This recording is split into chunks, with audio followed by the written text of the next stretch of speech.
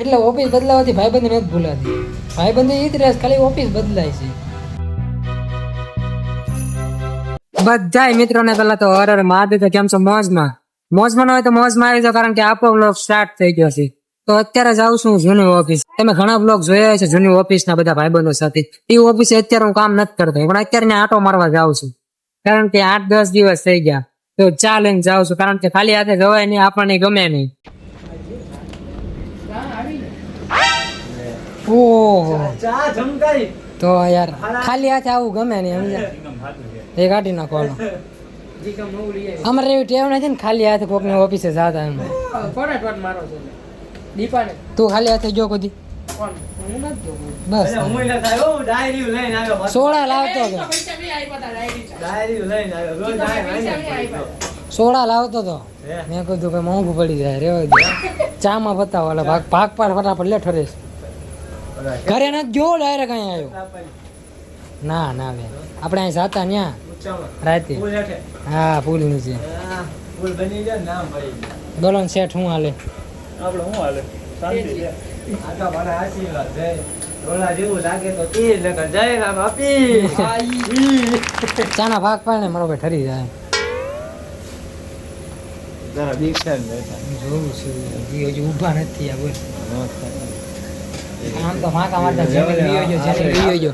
આપણે બેન હણાય ગઈ છે. બેન છત્રીનો આંકડો થઈ ગયો. કોને? દીપાને? હે એવું થઈ ગયું? આપણા બેન નું બધું, આપણા બેન નું બધાને કહી દીધું. શેઠ ને કહી દીધું, બાપુ ને કહી દીધું, દીપકભાઈ ને કહી દીધું. દરરોજ તને સંભાળે, મારો ચેનલ લઈ ગયો દરરોજ એમ કે જાની એટલે આંટો મારવા આવ્યો. કપિલ નામ એકલું રાખી દીધું. કોઈ સંભાળે કે ન સંભાળે? કપિલ સંભાળે. ના ના, હું રોજ ચેનલ શું કરે એમ રોજ રોજ મને એમને એટલે ટાઈમ કાઢીને આવ્યો છો ને. હું નો સંભાળું નો સંભાળ, પણ ઈ સંભાળે તને. ના, મને ખબર જ છે કોણ કેવું છે ભાઈ, કહેવાની જરૂર નથી. એટલે કપિલ ની વાત હું નથી કરતો. કપિલ તો ગુડ છોકરો છે, ડાયો ડમરો. લે ચાના ભાગ પાડ્યા મારો ભાઈ ઠરેશ ભાઈ. 1.5 કલાક તો ચાના ભાગ પાડતા કરી ત્યાં. મેં હજુ ઘરે નથી ગયો, હજુ જમવાનું બાકી, તોય હું ચા લઈને આવ્યો. આમ જો તું, લે આ તારે અમારા તરફથી ગિફ્ટ તને. અંજવાળું ગીર્યું. આ બોલાય જાય, એ ભાગતો છો પાણી હાલે જ નહીં. ત્યાં રજા આપી દો ને. મજા આપી છે. ચાની પકડી બોલવાની છે આપણે રોજે. દીપુ ચાય વાલા ના ના, એમની સાથે પીધી. તે પીધી? કે પીધી? એ પી લીધી? તમને સામા કઈ લાગ્યું નહીં? બાકી રહી ગયું, એ ગયા જાગી છે. આ તો લાગ્યું ને ગળે ઉતરતું નથી. ઉતરા નીંદર આવ્યું. તું લાયો ભાઈ. એટલે મારો હું લાવ્યો એ ઠીક છે, હું ચાખીને નથી લાવ્યો. કેવી છાશ, આખો દિન ઉકાળેલી એવું લાગે છે. એમાં પાછો કે ખાલી હાથે જાવ સારું ન લાગે. એટલે કાંઈ ન લાવ્યો જ ને તો એ ગમે કે આવ્યો મારા બાપાજી આવ્યો. કાંઈ વાંધો નહીં, હાલો હાલો ભાઈ.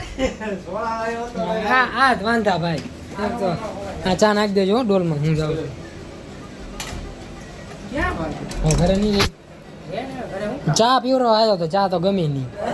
રોજ 1000 નું કામ કરે ને ચા જો લાયો. એ બધું તારે ક્યાં કરવાની છે? રજવાડી નહીં લાવે. હા, એમ. એ એવો ટાઈમ નથી ભાઈ અત્યારે. રજવાડી આની કરતા ખાલી હાથે આવ્યો હોત તો સારું હતું, સારું હતું ને. સારું હતું. રજવાડીનો દીકરો થાય. પણ તું કાંઈક સોળાની વાત કરતો હતો. ના ના, વિચારતો તો સોડા લાવું કે ચા. તો બેઠ તો લાવ થોડા પૈસા વાળાને લેતો. ના રે ના, તાણ હાલે ભાઈ તારે. મંદી ભવડો લઈ ગયો. રડી ગયા છો બાપુ, તમે આખી જ્ઞાન વસીના રડી ગયા છો. હવે કાંઈ રહ્યું નથી ભાઈ હીરામાં. પછી જ્ઞાન પડ્યું. સાચવજો મશીન. લે, તારી જાણવું છે ને હાસો. એટલે એનું કેવું એવું છે કે આ વેચી ન મળે એમ. એમ વાત નથી, સાચવજો. એમ અત્યાર સુધી કેવું સાચું ધ્યાન દીધું. તું જો પછી જો તો આમ અપડેટ જો મશીનમાં. સારું હાલે. આમ જો તો અરે આંકો હવે તો આમ જો ખાલી પણ હાલે તો આંકો ને યાર. ટૂલ બોક્સ જો બે મશીનમાં ખાલી જો આમ. આંકો આંકો ભાઈ, બધાનું હાલવું પડે, કોઈનું અટકવું ન પડે.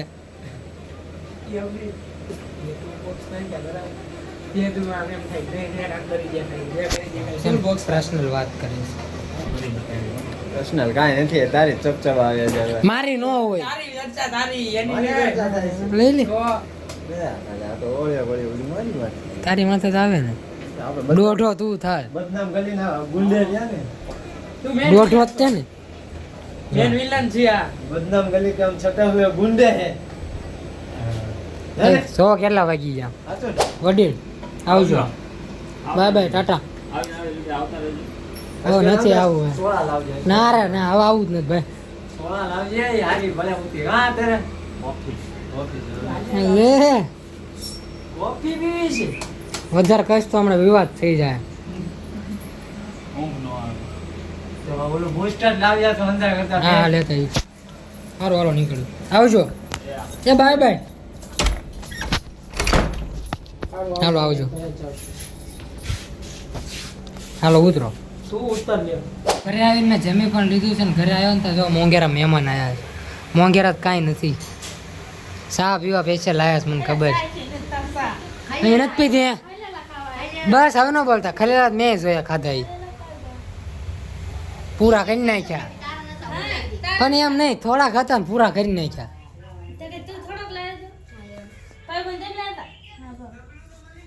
ઘરમાં હું ઝીણી ઝીણી વસ્તુ ભેગું કરીશ હું ખાવા પીવાની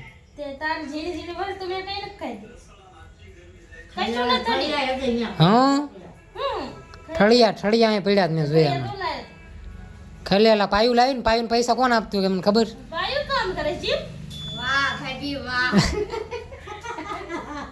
હે પાયું તને પૈસા નથી આપતો હું ફરી ગઈ ને બીજી વાર નહીં મળે હો બીજી જો જો આવ્યું પર્સનલ હોય યા હોય બધાના વ્યવહાર અલગ અલગ હોય પૈસા બાબતના બસ ને હા લ્યો બસ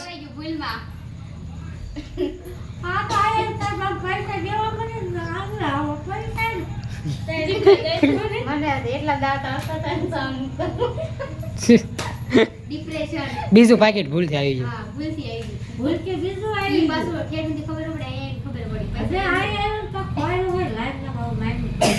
જો અઠળિયા ઉડાડો ને ખલેલા ખાધાનો વાંધો નહીં પણ સ્વીકારી લેવાય એમ વાત છે એ પૈસા તો મેં આપ્યા પાયું આપ્યા હાલો ને વાત તો એક જ થાય જો જો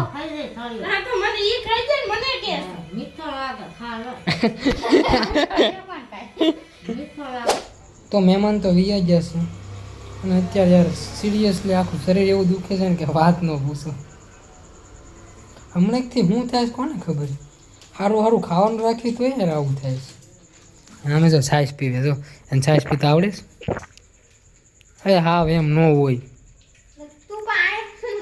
અને મમ્મી જો અત્યારે જમવા બેઠી કારણ કે મહેમાન હોય એટલે એમની યાર 5-10 મિનિટ કલાક 2 કલાક બેહવું પડે ને કારણ કે એ હોય ને આપણે જમતા હોય સારું ન લાગે ને પણ મેં જમી લીધું તો આવીને ડાયરેક્ટ કારણ કે એ મહેમાન નહોતા આમ કહેવાય તો ફેમિલી મેમ્બર જ હતા એના કારણે હા ઘરે આવે એટલે મારા કાંઈક તો કેવું ને એમ એટલું મહેમાન કરો બાકી મહેમાન નહોતા ફેમિલી મેમ્બર જ છે અને હું જૂની હા ફઈ નહીં હતા હું જૂની ઓફિસે એટલે ગયો હતો કારણ કે એ ઓફિસ મૂકી 8-10 દિવસ થઈ ગયા કોઈ ભાઈબંધને કાંઈ મળવાનું સેટિંગ થતું નહોતું એના કારણે અને એ ઓફિસ બધા ભાઈબંધ છે ને એ ખાલી ઓફિસ પૂરતી ભાઈબંધી નહોતી અમારે ઘરે આવી જાય પછી અમે મળતા ને એ રીતનું હતું બાકી ઓફિસની ભાઈબંધી માનું છું હું તે કે ઓફિસ સુધી જ હોય એમ પણ આ એ ભાઈબંધી નથી ને સમજો છો ને એના કારણે આવી રીતે જવું પડે કારણ કે ઓફિસ બદલાય તો ભાઈબંધી થોડી બદલેવાની હોય યાર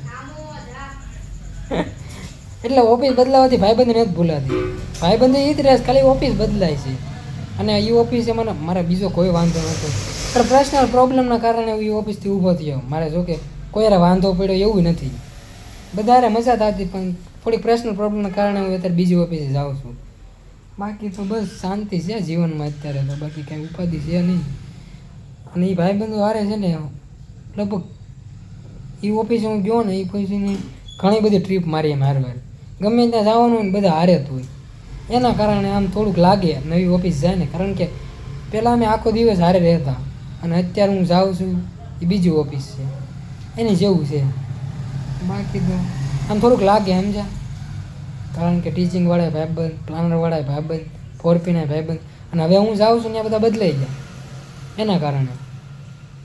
બાકી તો એ જૂની ઓફિસે જે બધી યાદો છે ને મેમરીઝ ભેગી કરી, ત્યાં બેઠા બેઠા અડધી રાત સુધી અમે પ્લાનિંગ કરતા હોય કે નેક્સ્ટ ટ્રીપ ક્યાં મારવી છે, બજેટ કેટલું છે, બધી ઘણી બધી વાતો છે.